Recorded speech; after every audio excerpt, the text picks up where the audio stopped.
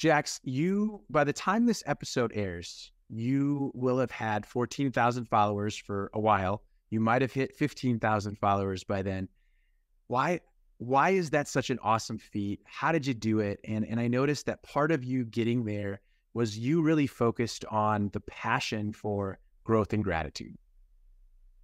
Yeah, when I started on the journey of growing my brand, it was definitely not, I want to grow my brand. That wasn't my why. It was not. Now I'm like, oh, that's what I'm doing. But in 2019, 2020, it was when I kind of started the journey of like putting content out there. And I will tell you, Rick, I'm not kidding you when I say I was terrified. Like I would shake on my phone trying to make a post on LinkedIn. And then there was one time I posted and I spelled something wrong or I did something. And I remember seeing it and I thought I misspelled it and I started freaking out, like shaking, and I was going to delete it. And then I actually didn't misspell it. And then that's when I realized, like, you have to calm down.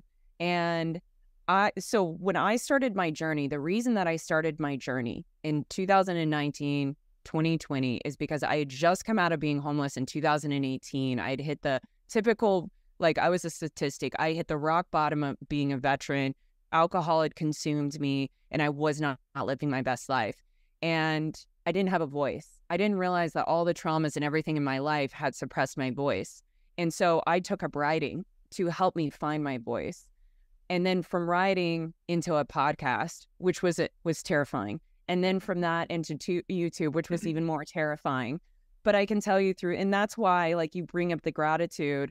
I would not be where I'm at today if it wasn't for people like my mentors, even people like you, that allow me to be on a podcast and give me a platform to share my story. Like, I want to always remain internally grateful, because I think when we get to a mode where it doesn't matter how many followers you have, but you're just like, well, of course that person wants me on their podcast or this or that. I think we lose the essence of our why in what we're doing. And for me, every time I get a new follower, every time I reach a milestone, I have to take a moment and just be grateful, because if it wasn't for you, if it wasn't for the community, I wouldn't have 14,000 followers. I wouldn't have my YouTube channel. So it's not really about me. It's about the community and what I can do for them. And that's why I do it.